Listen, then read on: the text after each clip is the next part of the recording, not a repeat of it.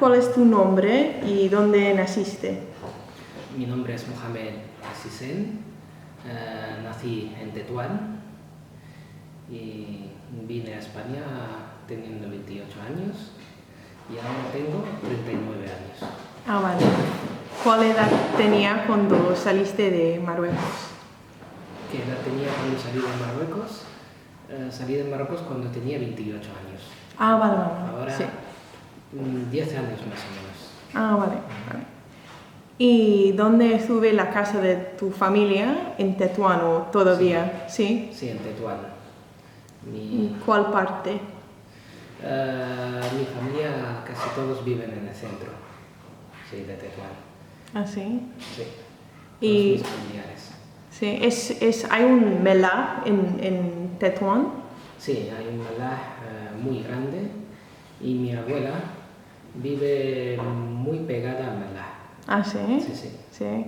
¿Has ido en el melá? Sí, muchas veces. Ah, sí. Sí, por ejemplo en Ramadán para hacer las compras de la comida tradicional para Ramadán se venden malaj. Ah, sí. Sí, hay un souk tradicional. Ah, hay un gran souk ahí. Sí. ¿Y qué tipo de productos compraste? Bueno, venden, la mayoría de las tiendas contienen productos que vendían la comunidad judía cuando aún vivía ahí. Venden sobre todo frutos secos y Sí. dulces marroquíes. ¿Y puedes explicar un poco cómo parecía la melá? Los edificios y había muchas sinagogas. Sí, durante mi infancia todavía había judíos ahí, pero Sí. había solamente unas 4 o 5 familias y ahora solamente quedan 2 familias. Ah, sí. Sí, y durante mi infancia Marruecos aún tenía dificultades económicas para construir infraestructura y la sinagoga estaba derrumbada, las casas en Malá estaban muy caducadas y las placas de Malá, de las calles, estaban muy distintadas, de que no se veía claramente los nombres de las calles, e incluso hay algunas que están caídas porque están hechas de azulejos. Pero ahora Marruecos ha visto que es un potencial muy importante turístico del patrimonio judío y ha restaurado todos los melaj de Marruecos, incluido el de Tetuán. Ah, sí. Sí, incluso hay placas que te explican quién vivía en esta casa, cómo se llamaba, cuándo murió y cosas muy interesantes. Lo curioso es que está escrito en árabe y en hebreo. Este bajo el rey Mohammed V. Sí. Sí. ¿Y hay un tipo de arquitectura de las sinagogas o un estilo muy específico a Marruecos, por ejemplo? Sí, es que lo que pasa es que en el norte de Marruecos, en Tetuán, los habitantes de Tetuán son de origen morisco. Ah, sí. Los habitantes autóctonos de Tetuán son los que se escaparon del Andalus durante la Reconquista. Y los judíos en Tetuán han construido casas y sinagogas con la misma arquitectura morisca del Andalus. Vale. Pero con simbología por ejemplo, escrituras en hebreo y con la estrella de David. ¿Y tu familia son parte de o vinieron de Al-Ándalus originalmente? Es muy probablemente, no hay pruebas escritas, pero los investigadores históricos que han investigado el recorrido de mi apellido, el apellido de mi madre, y han visto que estos apellidos existían en Al-Ándalus. Y hay un tipo de música andalusí que desarrollado en Al-Ándalus, ¿no? Sí. Que es muy popular en Marruecos. Sí. ¿Es parecido a música sefardí, por ejemplo? Muy parecido. muy Sí. fácil. Es que de hecho no hay gran diferencia entre la música sefardí y la música andalusí, Sí. marroquí. Sí. Ninguna diferencia. Y hay un conocimiento de mucha cultura de los musulmanes o históricamente moriscos y judíos sefardí vinieron de un punto común, de Al-Ándalus o Sefarad. Sí. Lo que pasa es que los judíos fueron expulsados mucho antes que los musulmanes. De hecho, muchos de estos judíos provienen de Fez, de ciudades donde hay más protección de ejército y más protección de policías, y ellos preferían emigrar a las capitales donde hay mucha protección para no ser agredidos, para no ser perseguidos y para no ser robados. Y después, cuando se creó la ciudad de Tetuán y era un asentamiento seguro para ellos, empezaron a ir a Tetuán. ¿Y sabes por qué originalmente los judíos eligieron Marruecos para venir después de Al-Ándalus? Sí, porque primero había contacto entre judíos de la península ibérica y judíos del norte de África. Sí. De hecho, una vez estuve en el Museo Judío de Barcelona y vi cartas que recibían rabinos aquí de rabinos en Fez. ¿Sí? Y en Tetuán, sí, de que intercambiaban consultas religiosas. Eso demuestra que había contacto. Sí. Y eligieron Marruecos porque los del norte de Marruecos les informaban de que la vida aquí es segura, no os preocupéis, que el sultán os va a proteger. Sí, y había sido judíos en Marruecos para muchos siglos. Sí, es que en Marruecos hay dos tipos de judíos. Hay judíos autóctonos, que son bereberes, que son antiguos bereberes que se convirtieron al judaísmo. Sí. Y otros que son moriscos, que entre la comunidad judía les llaman sefardíes. Sí.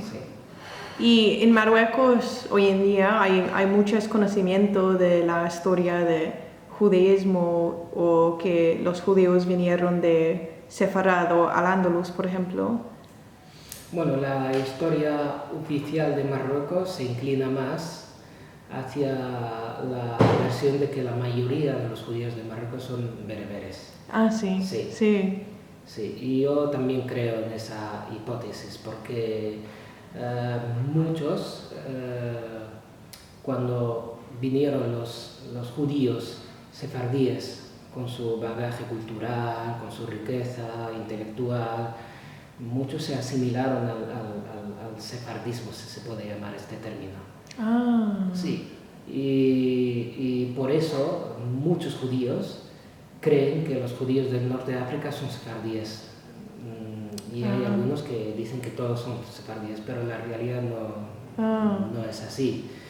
Históricamente siempre han existido judíos en el norte de África y con números muy elevados. Sí. Salvo es que la reconquista y la expulsión ha cambiado la óptica de estos judíos. Sí. ¿Y sabes si todavía hay judíos quien habla berber?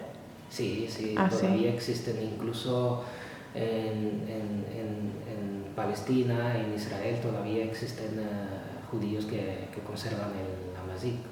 Sí, pero lamentablemente son gente anciana que no transmite ese idioma a los jóvenes. Sí. ¿Y sabes si todavía hay judíos, por ejemplo, en Tetuán, quien habla jaquetea? ¿Sabes jaquetea? Que es como ladino. Sí. Sí. Eso lo desconozco sinceramente, pero sí que en las misas, no sé si se llaman misas, en las misas dan misas en ese idioma. Sí. Es un parecido al castellano. Sí. Sí. Es una mezcla entre el castellano y el ladino y un poco de árabe.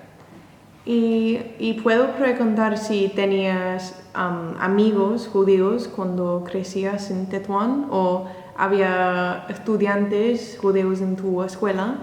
No. Yo estudié en el sistema público de Marruecos y no había ningún judío en absoluto. Ah, sí. Porque los judíos tenían disponible la escuela israelita. Sí. Pero es que han ido disminuyendo su número de una manera progresiva, un poco agresiva, porque ellos en Tetuán, los judíos de Tetuán, tenían muy cerca la ciudad de Ceuta, que es una ciudad española, y la mayoría absoluta inmigraron a Ceuta. ¿En cuál año, sabes? Fue progresivo. Por ejemplo, mis padres, mis abuelos tienen una gran memoria sobre los judíos en Tetuán, pero mi generación no, lamentablemente. Mi generación, lo único que me acuerdo, que mi madre me enseñaba una tienda de unos judíos en el Mellah que vendían frutos secos, y también iba un peluquero que me llevaba a mi abuelo, un peluquero en el Mellah, que sus vecinos eran judíos, que aún vivían ahí. Pero todos eran ancianos. Sí. Y sus hijos no vivían ahí. ¿Y tú sabes algunas memorias o historias transmitidas de tus padres o abuelos sobre judíos? Sí, mi abuela tenía su vecina que era judía, que es judía. Y primero mi abuela me habla de esa persona de manera muy positiva, de que siempre le invitaba a su casa, siempre le traía regalos, siempre venía a preguntar por ella, y me cuenta que también celebraba la mimuna en el tejado de la casa, sí, que hacía una chabola de cañas y de cañaveral y comían ahí y lo celebraban ahí. Cada año. Sí. Mimona había una gran celebración en Marruecos, históricamente. Sí.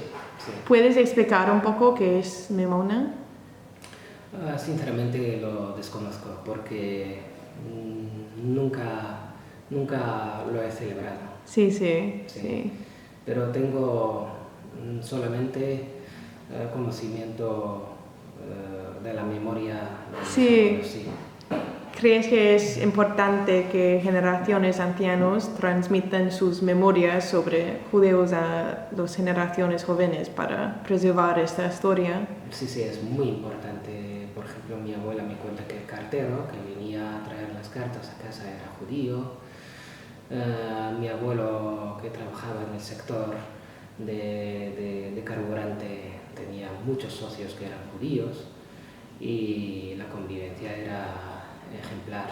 Sí. Lo único que ellos que mis abuelos me informaban de que los judíos de Tetuán hablaban castellano. Porque cuando entró la ocupación francesa en el sur y española en el norte, los judíos asimilaron la cultura europea. Porque era la cultura del poder, del poder económico y militar. Y ellos, para estar más protegidos y para tener prestigio en la sociedad, se asimilaron con el ocupante. Y históricamente y ahora, ¿cómo era la relación entre la monarquía y la comunidad judía? Sí, era ejemplar. Por ejemplo, en el gobierno de Vichy, de Francia, afectó también al norte de África, porque el sur de Marruecos estaba ocupado por Francia. Los nazis pidieron judíos a Mohamed V, que es el abuelo del rey actual. Y él les contestó con una respuesta que es muy famosa en Marruecos, cualquier persona marroquí la conoce. Les dijo: no, yo no tengo judíos en Marruecos, tengo marroquíes. Sí. Y los judíos en Marruecos, en cada mimuna, repiten esta... Sí. Y le piden a Dios bendición a la monarquía alawita. Sí, he oído en frase como hijos de Marruecos. Como los judíos, sí. ¿Sabes por qué hay un vínculo tan positivo entre la monarquía y judíos de Marruecos? porque en las monarquías, las dinastías, incluso antes de los alawitas, todas las dinastías que pasaron por Marruecos, ponían el melaj, construían el melaj al lado del Palacio Real. Sí. Para que estén muy protegidos, porque sabían que eran una minoría religiosa e intentaban protegerlas lo máximo posible. Sí. Y has oído, supongo, que Marruecos es como un ejemplo de la convivencia en esta manera, o es hablado como el país islámico con el mejor como relaciones entre musulmanes y judíos de todos los países islámicos. No sé si estás de acuerdo o... Sí, estoy totalmente de acuerdo. Por ejemplo, cuando se creó el sionismo, crearon unas brigadas de protección a los judíos, de autodefensa, y pusieron estas brigadas en todos los países europeos, donde hay mayoría, en los barrios donde hay mayoría judía, para que les enseñen a defenderse ellos mismos. Y enviaron una brigada a Marruecos, y hay cartas que salen en los documentales de Al Jazeera y que lo demuestran. Y hay cartas escritas por esos miembros de esas brigadas sionistas que les decían que en este país no hace falta, es que tenemos una convivencia extraordinaria. Sí que hay errores, que ha habido errores, conflictos y eso, como no por ser judíos, porque en todos los países, y eso no lo justifica históricamente, incluso en las tribus minoritarias en Marruecos han sufrido ataques, han sufrido saqueos, pues los judíos no han sido una excepción. No por ser judíos, sino por ser una minoría, por ser pocos en número. Y por eso han sido siempre protegidos por las autoridades. ¿Y te pone triste que, por ejemplo, en Europa no hay tantas relaciones entre judíos y musulmanes hoy en día? ¿Entre judíos y musulmanes? Sí, es muy triste. Es muy triste porque de ambos lados hay mucho desconocimiento. Y el conflicto palestino-israelí está influyendo de manera muy negativa en las relaciones interreligiosas entre las dos comunidades en el resto del mundo. Lamentablemente la gente no diferencia entre una religión y unas ideologías políticas. Y si ven la historia van a descubrir cosas que les van a sorprender. Por ejemplo,